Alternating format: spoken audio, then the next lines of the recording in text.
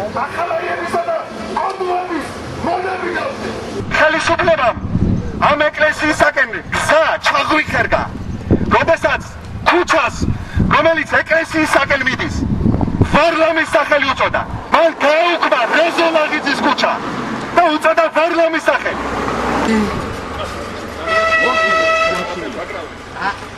გამაფრთხილებელი აქცია. თუ ხელისუფლება არ შეცვლის ვარლამის ქუჩას რეზოლაღიძის ქუჩით, ჩვენ პირდებით ხელისუფლებას არ გავჩერდებით და ჩამოვხებთ ამ ტრაფარეტებს, დავამზადებთ ჩვენ თვითონ და მივაწებებთ ამ სახლებს. პირველ რიგში სასამართლო შენობას, მერე პრეზიდენტის ადმინისტრაციას, რადგან იცოდეს ყველამ, არ მოვითმენ ჩვენ ამას.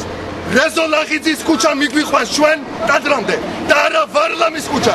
გრიშა კობალიას ქუჩა არ უნდა იყოს.